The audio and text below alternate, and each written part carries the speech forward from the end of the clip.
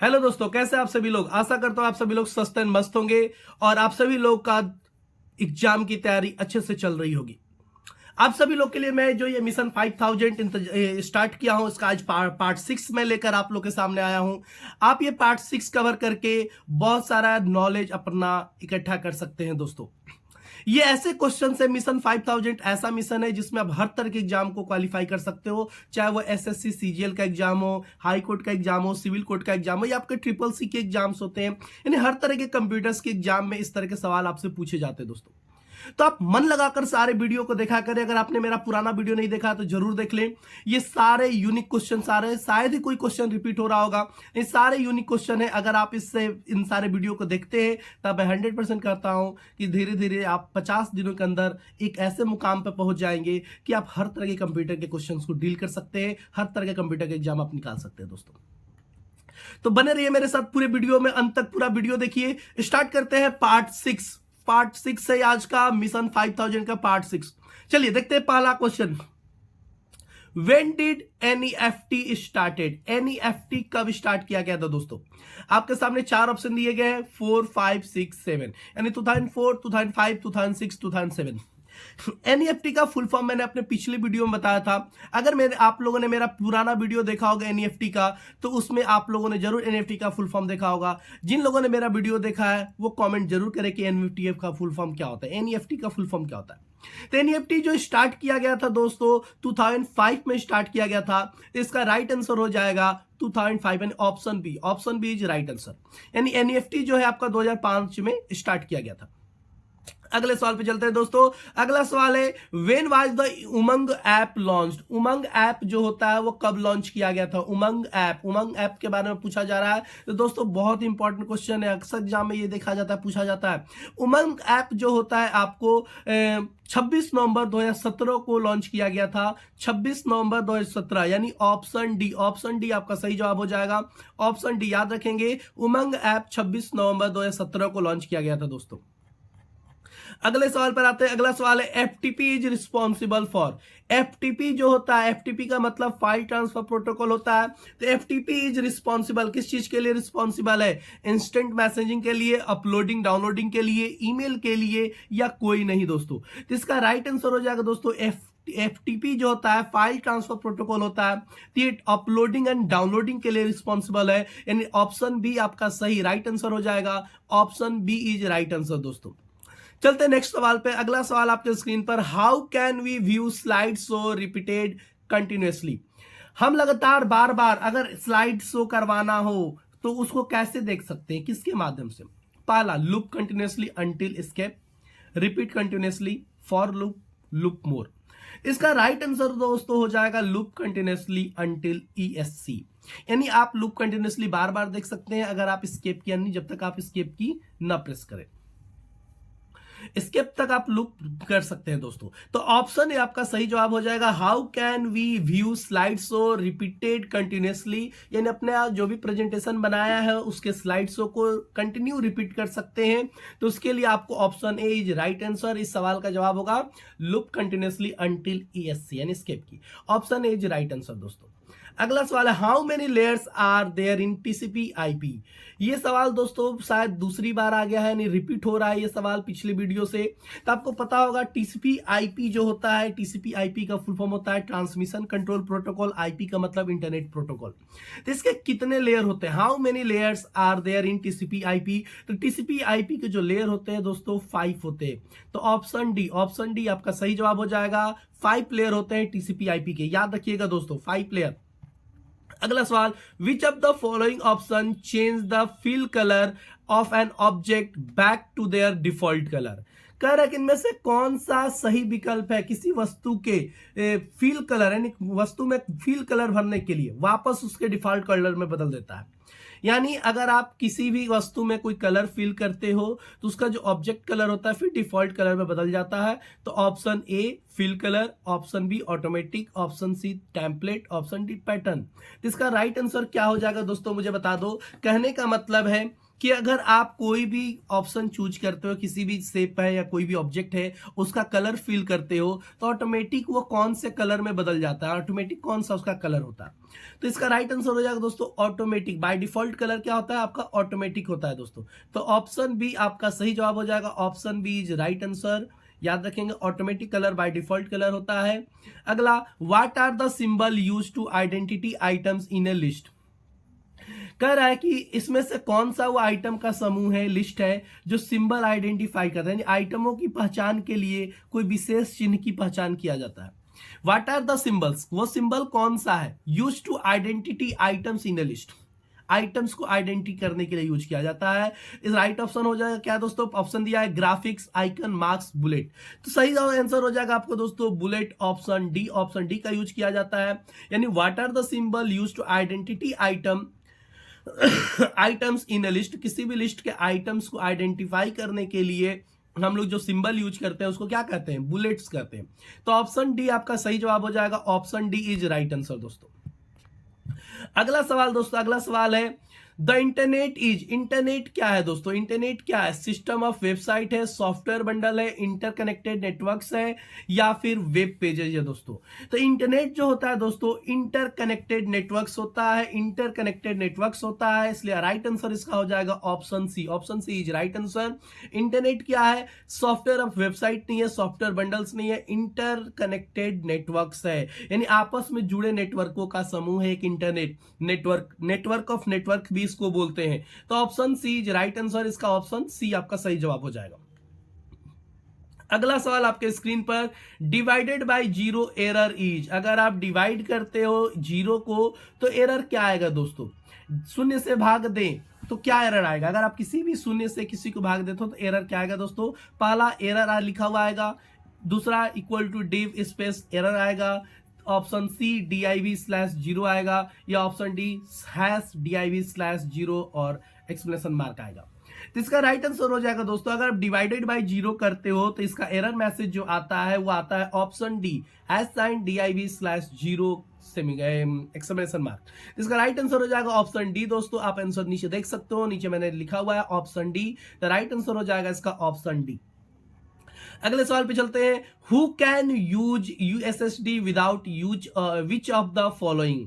कह रहा है कि कौन निम्नलिखित में से कौन, किसके बिना यूएसडी का उपयोग कौन कर सकता है, यानी इनमें से किसके बिना यूएसडी जो होता है, यूएसएसडी जो होता है उसका यूज कौन कर सकता है, सिम कार्ड के बिना, इंटरनेट के बिना, अकाउंट्स के बिना, मोबाइल बैंकिंग के बिना।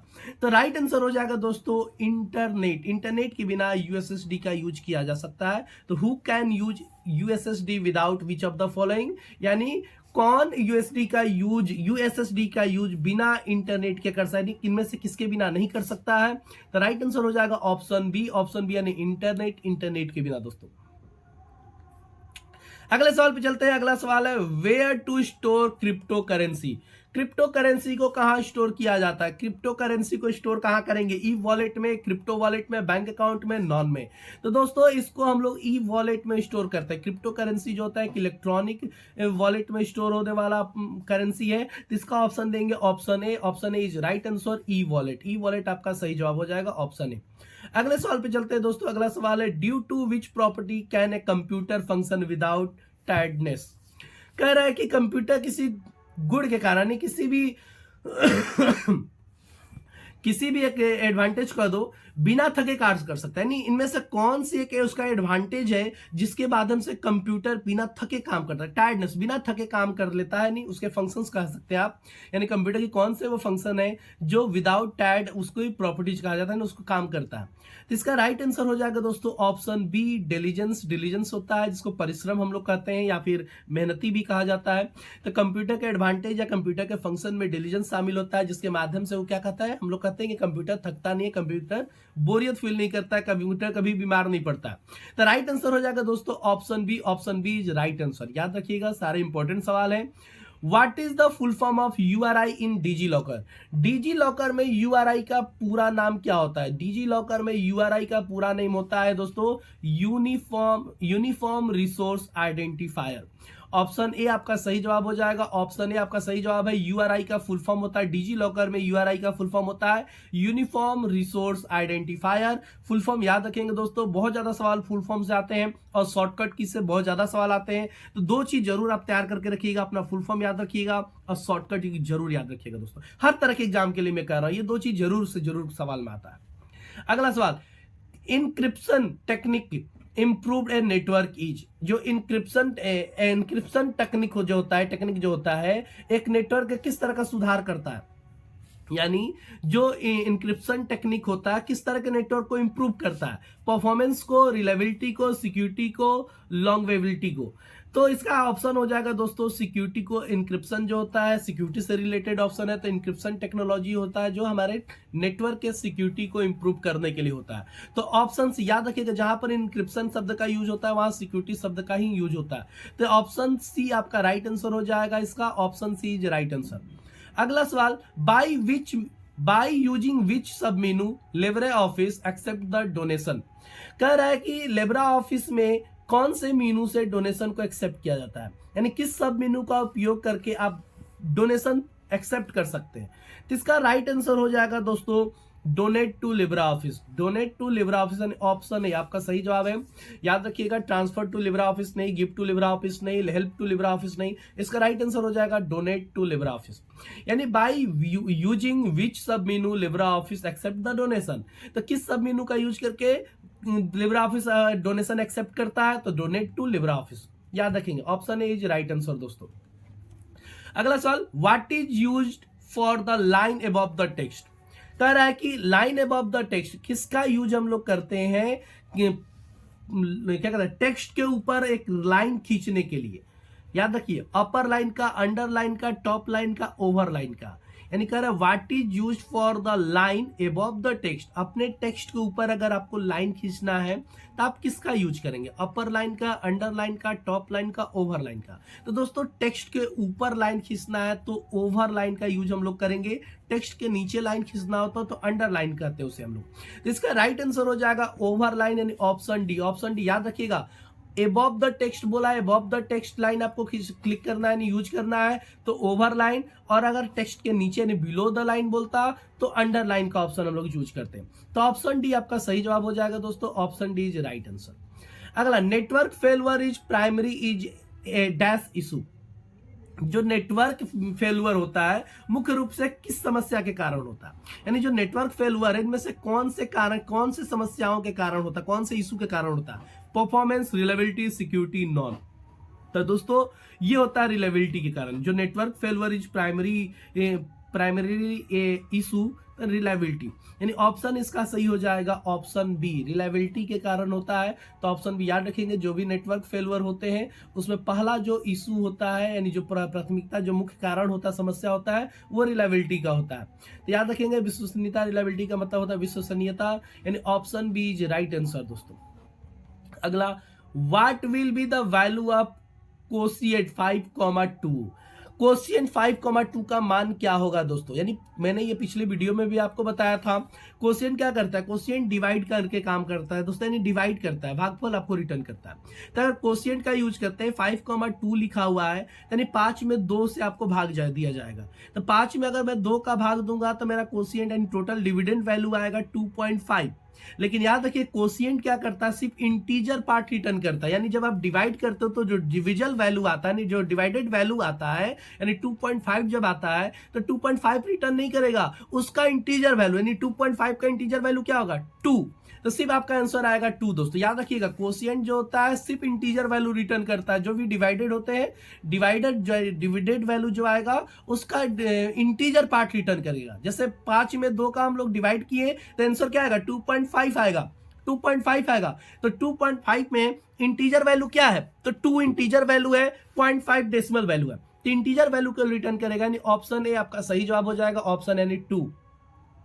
अगला सवाल दोस्तों, अगला सवाल आपके स्क्रीन पर, what was the name of the first graphical web browser. इनमें से कौन सा पहला ग्राफिकल वेब ब्राउजर है दोस्तों। पहला ग्राफिकल वेब ब्राउजर के बारे में पूछा जा रहा था, तो मोजैक होता है, मोजैक। तो इसका राइट आंसर हो जाएगा option C, option C is right answer, mosaic, MOSAIC। अगले सवाल पे चलते हैं दोस्तों। अगला सवाल है विच of the following is not the limit of a governor. इनमें से कौन सा राज्यपाल, यानी गवर्नर मतलब राज्यपाल होता है दोस्तों, तो राज्यपाल की सीमा यानी उसका लिमिट नहीं है, यानी गवर्नर के कौन सा लिमिट इसमें से नहीं होता है। कंप्यूटर साक्षरता यानी computer literacy, app testing, social impact और प्राइवेसी। तो ऑप्शन बी दोस्तों, गवर्नर की जो लिमिट नहीं होती है वो होता है ऐप टेस्टिंग, यानी गवर्नर ऐप टेस्टिंग का काम नहीं करता है। कंप्यूटर साक्षरता कर सकता है, सोशल इंपैक्ट कर सकता है, कोई प्राइवेसी वाला काम कर सकता है, नहीं प्राइवेसी भी रख सकता है, लेकिन ऐप टेस्टिंग का वर्क उसका लिमिट नहीं है ये। तो ऑप्शन बी ऐप टेस्टिंग यानी option B is right answer दोस्तों। अगला what is said when the अगला सवाल है दोस्तों, what is said when the computer is already shut down and started. कह रहा है कि अगर आपका कंप्यूटर पहले से ही शट डाउन है और आप उसे स्टार्ट करते हैं तो उसको क्या कहेंगे। वार्म बूटिंग कहेंगे, कोल्ड बूटिंग कहेंगे, बूटिंग कहेंगे, नॉन कहेंगे। बूटिंग क्या है दोस्तों, तो बूटिंग हम उसे कहते हैं जब हमारा कंप्यूटर पूरी तरह से बंद हो और जब हम पावर बटन प्रेस करके कंप्यूटर को ऑन करते हैं तो हमारा जो ओएस होता है, ऑपरेटिंग सिस्टम होता है, वो कंप्यूटर के रैम में लोड होने लगता है। तो जब वो सक्सेसफुली लोड हो जाता है तो उस प्रक्रिया को क्या कहते हैं, बूटिंग कहते हैं। Booting is the successfully loading of operating system into computer RAM is called booting. और बूटिंग दो तरह के होते हैं, कोल्ड बूटिंग और वार्म बूटिंग। अगर कंप्यूटर आपका ऑफ है, शट डाउन है और आप कंप्यूटर को स्टार्ट करते हो तो उसको बोलते हैं कोल्ड बूटिंग। वार्म बूटिंग बोलते हैं जब कंप्यूटर ऑन है और उसे आप रीस्टार्ट करते हो तो उसको बोलते हैं वार्म बूटिंग। ये कई बार मैं अपने वीडियो में बता चुका हूं। तो यहाँ पर दोस्तों कह रहा है कि ऑलरेडी कंप्यूटर आपका शट डाउन है, कंप्यूटर शट डाउन है और आप उसे स्टार्ट करें, स्टार्टेड किया जाए तो उसे क्या कहेंगे, तो उसे कहेंगे कोल्ड बूटिंग दोस्तों। यानी ऑप्शन बी आपका सही जवाब हो जाएगा, ऑप्शन बी आपका सही जवाब है दोस्तों, यानी कोल्ड बूटिंग उसको बोलेंगे। अगला सवाल दोस्तों, अगला सवाल आपके स्क्रीन पर, basically which row and column are freeze. यानी कह रहा है मुख्य रूप से आप किस कॉलम को या रो को फ्रिज कर सकते हैं। फ्रिज मतलब जमा सकते हैं। Centre, last, first and all row and column. तो दोस्तों इसका आंसर हो जाएगा all row and column, option D. हम लोग किसी को भी यानी किसी भी रो किसी भी कॉलम को फ्रिज कर सकते हैं, तो ऑप्शन डी सही है, ऑल रो एंड कॉलम दोस्तों। हम लोग सभी को फ्रिज कर सकते हैं, तो ऑप्शन डी आपका सही जवाब हो जाएगा। अगला, what is sending money through UPI. What is sending money through the UPI. UPI के जरिए जब अगर पैसा भेजना है तो क्या है, यानी जब हम पैसा यूपीआई के थ्रू भेजते हैं तो उसको क्या कहते हैं, ड्रॉप कहते हैं, सेंड कहते हैं, पॉप कहते हैं, पुश कहते हैं। तो इसका राइट आंसर हो जाएगा दोस्तों आपका पुश। यानी अगर आप यूपीआई के थ्रू अगर पैसा किसी को भेज रहे हैं तो उसको पुश कहते हैं, PUSH, यानी ऑप्शन डी आपका सही जवाब हो जाएगा, option D is right answer. याद रखेंगे यूपीआई के थ्रू अगर आप किसी को पैसा भेज रहे हैं तो उसको पुश कहते हैं दोस्तों, याद रखिएगा, पुश का मतलब धक्का देना। अगला, what is the maximum length of A UPI pin. किसी भी यूपीआई पिन का मैक्सिमम लेंथ क्या होता है दोस्तों। मैक्सिमम लेंथ पूछ रहा है, यूपीआई का मैक्सिमम लेंथ जो होता है वो 6 होता है, यानी 6 डिजिट का यूपीआई लेंथ होता है, हमारे यूपीआई पिन का लेंथ होता है। यानी यूपीआई पिन का जो लेंथ होगा, यूपीआई पिन जो हम सेट करते हैं वो या तो 4 या फिर 6, यानी इसका मैक्सिमम पूछ रहा है तो मैक्सिमम 6 डिजिट का होता है, 6 कैरेक्टर या 6 डिजिट जो भी कहो। तो इसका राइट आंसर होगा ऑप्शन डी, ऑप्शन डी आपका सही जवाब हो जाएगा दोस्तों। अगला सवाल, what will be the value of quotient 509.8,7। Quotient क्या करता है दोस्तों, अभी बताया मैंने आपको, कोशिएंट करता है डिवाइड करता है, यानी 509.8 लिखा हुआ है तो इसमें वो डिवाइड करेगा 7 का, और जो डिविडेड वैल्यू आएगा उसका इंटीजर पार्ट रिटर्न करेगा। तो 509 में अगर मैं 7 का डिवाइड करूं, 509.8 में अगर मैं 7 का डिवाइड करूं तो आपका जो वैल्यू निकल के आएगा लगभग 70 पॉइंट कुछ आएगा, सॉरी 72 पॉइंट समथिंग आएगा। तो इसका राइट आंसर हो जाएगा दोस्तों 70 पॉइंट समथिंग, जो भी है मैंने कैलकुलेट नहीं किया है, तो 72 पॉइंट समथिंग आएगा। तो जो 72 आ रहे हैं, दशमलव के पहले वाला अंक जो होता है इंटीजर होता है, दशमलव के बाद वाला डेसिमल होता है। तो क्वेश्चन तो सिर्फ इंटीजर वैल्यू आपको रिटर्न करता है, तो इसका राइट आंसर हो जाएगा दोस्तों 72, यानी राइट आंसर देंगे ऑप्शन बी को। शायद हम लोग इसको डिवाइड करेंगे तो आंसर आपका पूरा आएगा नहीं, पूरी वैल्यू जो आएगी 72.82 आएगा, लेकिन उसमें सिर्फ इंटीजर वैल्यू ही लेना है। तो इंटीजर वैल्यू क्या है, पॉइंट के पहले वाला अंक, पॉइंट के पहले वाला अंक इंटीजर वैल्यू होता है, तो 72 आपका आंसर होगा, option B is right answer. याद रखेंगे ऑप्शन बी, क्वोशिएंट सिर्फ इंटीजर वैल्यू रिटर्न करता है। What is the access time. Access time क्या है दोस्तों, एक्सेस टाइम क्या है, एक्सेस टाइम पूछ रहा है। एक्सेस टाइम किसको कहते हैं, सीक टाइम को, लेटेंसी टाइम को, seek plus latency, all of the those. तो इसका राइट आंसर हो जाएगा दोस्तों सीक प्लस लेटेंसी टाइम को हम लोग कहते हैं एक्सेस टाइम। एक्सेस टाइम याद रखेंगे, एक्सेस टाइम क्या है, सिक प्लस लेटेंसी टाइम। अगर आपको सिक टाइम लेटेंसी टाइम के बारे में नहीं पता है तो आप मुझे कमेंट करिएगा, मैं आपको फिर इसमें एक्सप्लेन कर दूंगा कि सिक टाइम और लेटेंसी टाइम क्या है दोस्तों, लेकिन आपके कमेंट करने के बाद। ऐसे में ये क्लास के दौरान मैं जरूर ये इस सब चीजों को समझाता हूँ, एक्सप्लेन करता हूँ, लेकिन आप चाहते हो कि मैं वीडियो के माध्यम से भी इनको एक्सप्लेन करूँ तो आप मुझे कमेंट करिए। सिक टाइम या लेटेंसी टाइम करने के लिए, उसको एक्सप्लेन करने के लिए तो मैं जरूर करूंगा। तो option C is right answer दोस्तों, ऑप्शन सी आपका सही जवाब है। अगला सवाल, where did the first meeting of the think tank on donating for the national policy of e commerce conclude on 1 April 2018। कह रहे हैं दोस्तों कि 1 अप्रैल 2018 को ई कॉमर्स पर जो नेशनल पॉलिसी के लिए दान पर थिंक टैंक की जो फर्स्ट मीटिंग बुलाई गई थी, कहां संपन्न किया गया था, यानी कहां बुलाई गई थी।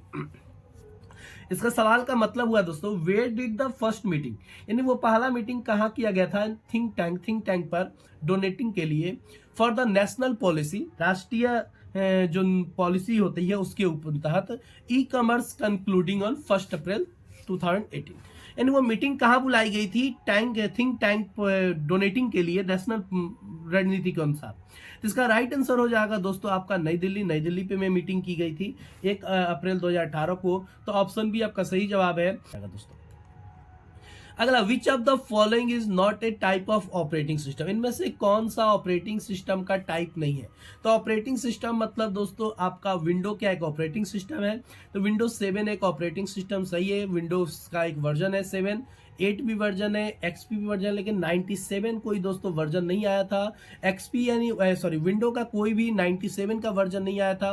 तो राइट आंसर हो जाएगा option D is right answer, ये आपका ऑपरेटिंग सिस्टम नहीं है। अगले सवाल पे चलते हैं दोस्तों। अगला सवाल है, what will be the value of count, आपकी वैल्यू अगर काउंट करते हैं A, B, 3, D, 4, E, यानी एक वैल्यू दिया हुआ है यहाँ पर देखो, काउंट क्या करता है, गिनने का काम करता है दोस्तों, याद रखिएगा। काउंट फंक्शन जो होता है काउंट यानी गिनता है, तब गिनना किसको है, किसको गिनेगा, सिर्फ न्यूमेरिक वैल्यू को। काउंट फंक्शन सिर्फ न्यूमेरिक वैल्यू को काउंट करता है। तो यहाँ पर A, B क्या है, अल्फाबेट्स है, D एक नंबर है, 4 एक नंबर है। तो अगर आपसे पूछा जाए इसमें कितने नंबर है तो काउंट फंक्शन का यूज किया जाता है। तो ये जो वैल्यू लिखा हुआ है तो काउंट क्या करेगा, इनमें से सिर्फ न्यूमेरिक वैल्यू को काउंट करके दे देगा। इसमें कितने नंबर वाले सेल है, यानी नंबर वैल्यू है तो 3 और 4, यानी ऑप्शन ए आपका सही, यानी 2 आंसर आएगा दोस्तों, ऑप्शन ए। वही अगर यहाँ पर काउंटा या काउंट ए करके पूछ दे दोस्तों, काउंट और उसके साथ ए भी लगा रहे, काउंटा उसको पढ़े या काउंट ए भी पढ़ते हैं, तो यहां पर दोस्तों सारी वैल्यू काउंट हो जाएगा। काउंटा क्या करता है कि टेक्स्ट और नंबर दोनों को काउंट करता है, यानी टेक्स्ट और नंबर दोनों को काउंट करेगा, तो उस समय उसका रिजल्ट आता 3, 4, 5, 6, यानी वैल्यू 6 होता है दोस्तों। लेकिन काउंट फंक्शन का यूज किया गया था, काउंट फंक्शन सिर्फ न्यूमेरिक सेल को काउंट करता है, सिर्फ न्यूमेरिक सेल को। तो यहाँ पर न्यूमेरिक क्या है, न्यूमेरिक है 3 और 4, यानी आंसर आपका आएगा 2, यानी option A is right answer दोस्तों, ऑप्शन ए आपका सही जवाब है। अगला सवाल आपका, implementation of instructions takes place in, यानी जो निर्देश जो होता है, इंस्ट्रक्शंस का मतलब निर्देश होता है दोस्तों, जहां पर वो उस प्लेस को हम क्या कहेंगे जहां पर इंस्ट्रक्शंस का क्या कहते हैं इंप्लीमेंटेशन होता है दोस्तों, वो CU होता है, LE होता है, ME होता है और नॉन होता है। तो दोस्तों जहां पर इंस्ट्रक्शंस को इंप्लीमेंट किया जाता है उसको बोलते हैं ALU उसका काम हो जाएगा, यानी ALU का काम होता है इंस्ट्रक्शंस को इंप्लीमेंटेशन में लाना। तो राइट प्लेस हो जाएगा ऑप्शन बी आपका सही जवाब है दोस्तों। अगला सवाल है दोस्तों, अगला सवाल है, what is the default page orientation of Libra office. Libra office का डिफॉल्ट पेज ओरिएंटेशन क्या है दोस्तों, लिब्रा ऑफिस का डिफॉल्ट पेज ओरिएंटेशन जो होता है वो होता है पोर्ट्रेट। लिब्रा ऑफिस का ही नहीं दोस्तों, हमारे MS ऑफिस का भी बाय डिफॉल्ट जो ओरिएंटेशन होता है वर्ड और एक्सेल का, वो होता है आपका पोर्ट्रेट, याद रखिएगा पोर्ट्रेट, यानी 2 ओरिएंटेशन होता है, लैंडस्केप एंड पोर्ट्रेट। तो बाय डिफॉल्ट लगभग सबका, बाय डिफॉल्ट में लगभग की बात करो, सबका नहीं, लगभग आपका पोर्ट्रेट ही होता है। तो ऑप्शन बी आपका सही जवाब हो जाएगा, option B is right answer. 32 number, through which is the row replaced in the column, कह रहा है through which is the row replace in the column, यानी रो को आप कॉलम में रिप्लेस कर सकते हैं किसके माध्यम से, यानी रो वाले डेटा को दोस्तों। अगर मान लो रो में आपने कुछ डेटा रखा हुआ है, जैसे रो में मैंने डेटा रख दिया 5, 4, 3, 2, 1 ऐसे रख दिया, मैं उसे कॉलम में शिफ्ट करना चाहता हूं, कॉलम में भेजना चाहता हूं, तो उसके लिए मैं इनमें से किसका यूज करूंगा, कन्वर्ट का, रोटेट का, ट्रांसपोज का, नॉन का। तो मैं बता दूं दोस्तों, इसमें अब हम लोग यूज करेंगे ट्रांसपोज ऑप्शन का। ऑप्शन सी आपका सही जवाब हो जाएगा। जब भी डेटा आपको रो से कॉलम में शिफ्ट करना हो तो आप ट्रांसपोज ऑप्शन से उसको डायरेक्टली शिफ्ट कर सकते हैं। अगर आपको ट्रांसपोज ऑप्शन नहीं आता है दोस्तों, रो कॉलम यानी रो के डेटा को कॉलम में शिफ्ट करना अगर आपको नहीं आता है तो आप मुझे कमेंट करिएगा, मैं इस पे एक वीडियो बनाकर आपको दे दूंगा कि ट्रांसपोज का यूज कैसे करते हैं दोस्तों। तो इसका इस सवाल का ऑप्शन हो जाएगा ऑप्शन सी, लेकिन आप मुझे कमेंट जरूर करेंगे, कमेंट करेंगे तो ही मैं वीडियो बनाऊंगा। अगले सवाल पर आते हैं दोस्तों। अगला सवाल है 33, which shortcut key is use to create a table in LibreOffice Writer. कह रहा है किस शॉर्टकट की का यूज करके आप लिब्रियोफिस राइटर में टेबल क्रिएट कर सकते हैं।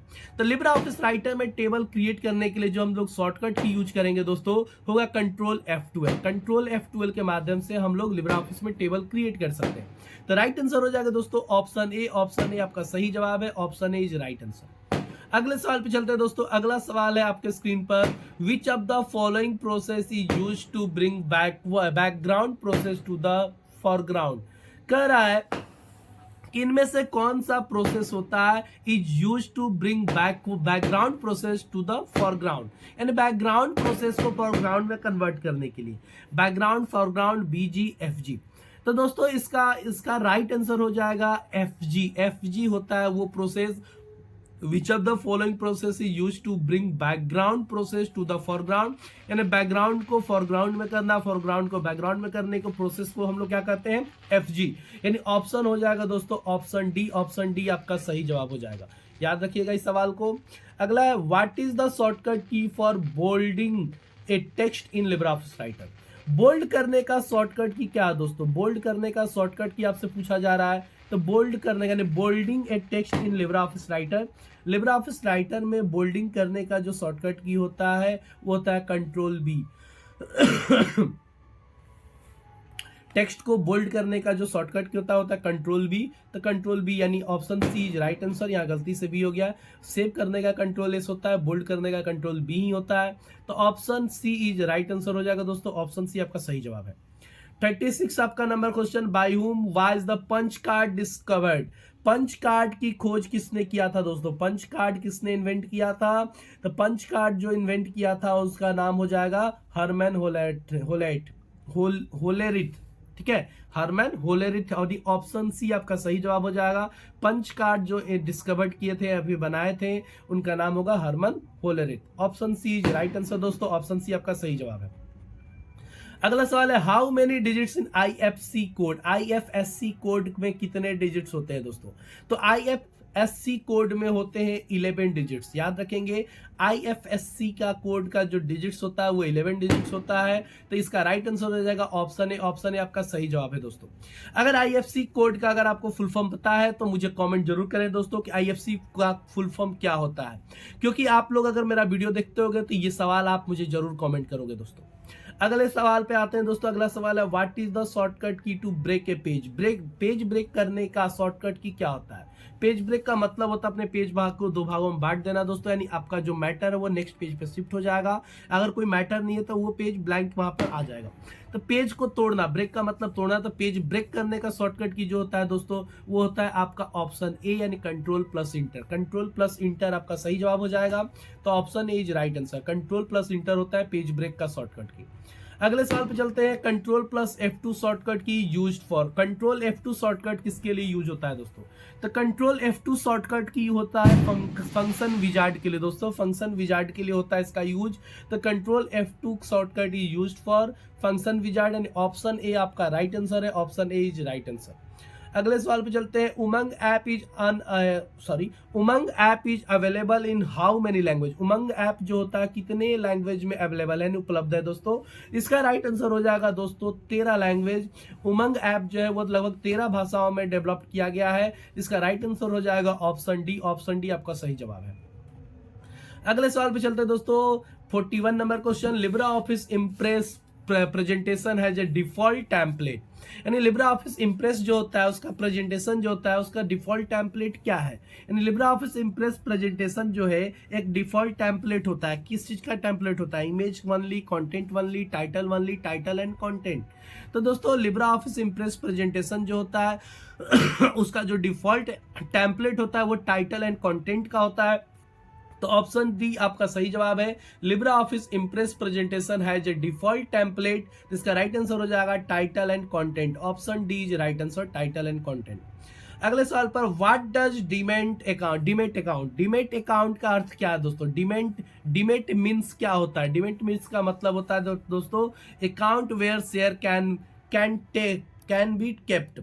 कह रहा है कि डीमेट अकाउंट का मतलब होता है दोस्तों option D account where shares can be kept.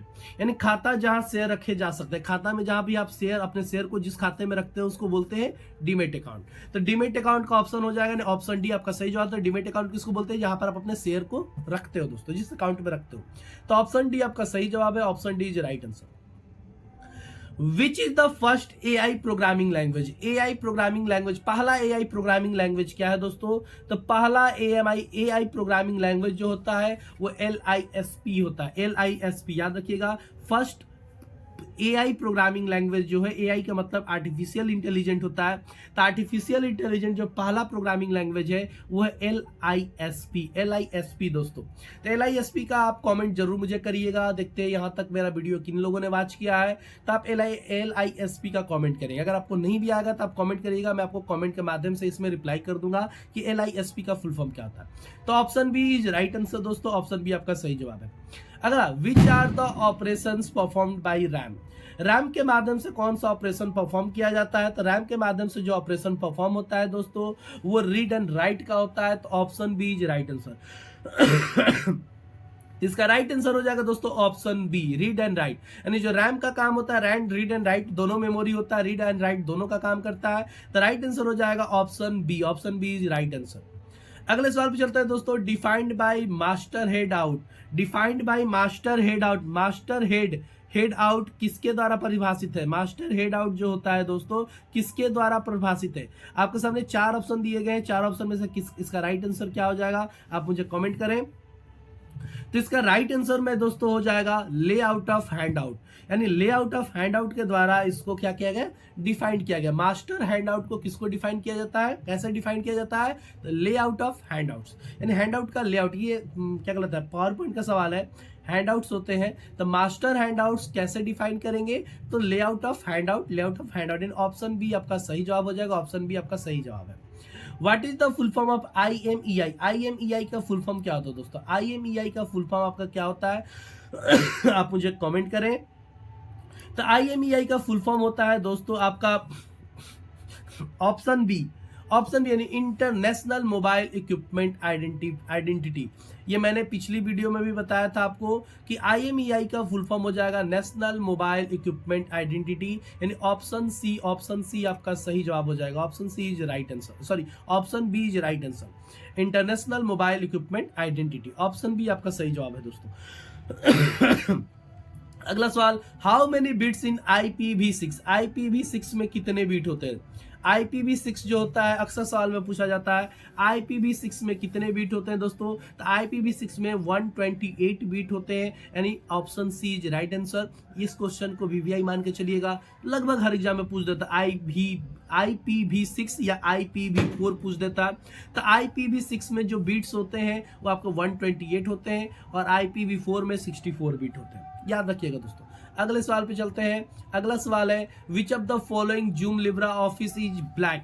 यानी लिब्रा ऑफिस इज ब्लैक में फॉलोइंग जूम लेवल क्या होता है दोस्तों? फॉलोइंग जूम लेवल यानी किसी भी लिब्रा ऑफिस में आपका जूम लेवल कितना होता है? तो जूम लेवल जो होता है दोस्तों 20 to 400% का होता है। तो ऑप्शन ए आपका सही जवाब होगा। लिब्रा ऑफिस में जो होता है जूम लेवल वो 20 to 400% का होता है। तो ऑप्शन ए आपका सही जवाब हो जाएगा दोस्तों। यही ऑफिस MS ऑफिस की बात करें तो MS ऑफिस में 10 to 500 होता है, याद रखिएगा। अगला, विच of the following is the highest speed, इनमें से सबसे ज्यादा हाईएस्ट स्पीड किसकी है? तो हाईएस्ट स्पीड की बात करें दोस्तों तो फाइबर ऑप्टिकल केबल की सबसे ज्यादा हाईएस्ट स्पीड होती है। कोएक्स केबल या ट्विस्टेड लेग केबल से जो सबसे ज्यादा, इन दोनों से भी ज्यादा आपको फाइबर ऑप्टिकल केबल की स्पीड होती है। तो option C is right answer, option C आपका सही जवाब है दोस्तों। अगले सवाल पर आते हैं, विच of the following is the honours of Instagram, Instagram के ऑनर कौन है दोस्तों? गूगल है, एप्पल है, फेसबुक है या फिर माइक्रोसॉफ्ट है? इंस्टाग्राम का ऑनर पूछ रहा है दोस्तों, इंस्टाग्राम का ऑनर आपका हो जाएगा फेसबुक।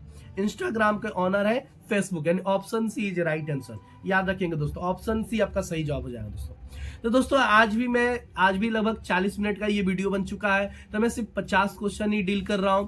अगला 50 पार्ट 2 इसका रिलीज करके मैं इस 50 क्वेश्चन को और खत्म कर दूंगा। तो पार्ट 1 में बस 1 से 50 क्वेश्चन ही मैं आज आपको दे रहा हूं, कल मैं इसके आगे 51 से लेकर 100 क्वेश्चन आपके लिए लेकर आऊंगा। तो आज के लिए इतना ही दोस्तों। आप आशा करूंगा आपको मेरा ये वीडियो बहुत ही पसंद आएगा। आप पूरा वीडियो जरूर देखिएगा, जहां भी आपको डाउट है आप कमेंट करिएगा, अपने दोस्तों के साथ इस वीडियो को शेयर करिए ताकि उनको भी इन सारे नॉलेज को मिल सके। और ये सारे वीवीआई क्वेश्चन से दोस्तों लगभग हर एग्जाम में पूछे जाते हैं, तो मेरे सारे वीडियो को देखिएगा। ऐसा नहीं कि एक वीडियो देखकर सोचिएगा कि मैं अब एग्जाम के लिए तैयार हो गया, ऐसा कुछ नहीं है। जब तक मैं मिशन 5000 पूरा ना कर दूं तब तक आप पूरी तरह से तैयार नहीं है दोस्तों। मिशन 5000 जिस दिन पूरा हो जाएगा, अगर आपने मेरा पूरा वीडियो देखा होगा तो आप हर कंपटीशन के लिए, यानी हर कंपटीशन के एग्जाम जो कंप्यूटर बेस्ड होते हैं उसके लिए आप तैयार हो जाएंगे। चाहे वो एसएससी सीजीएल हो, मेंस हो या फिर आपका हाई कोर्ट, सिविल कोर्ट या ट्रिपल सी का एग्जाम हो, आप उसके लिए तैयार हो जाएंगे दोस्तों। तो आशा करता हूं कि आप सभी लोग मेरा वीडियो पूरा देखेंगे, दोस्तों के साथ शेयर करेंगे, वीडियो को लाइक करना ना भूले दोस्तों। मेरे चैनल को सब्सक्राइब कर ले, अगर आप न्यू है तो चैनल को सब्सक्राइब करके बेल आइकन पे क्लिक कर दें ताकि आपको न्यू नोटिफिकेशन मिल सके। धन्यवाद दोस्तों।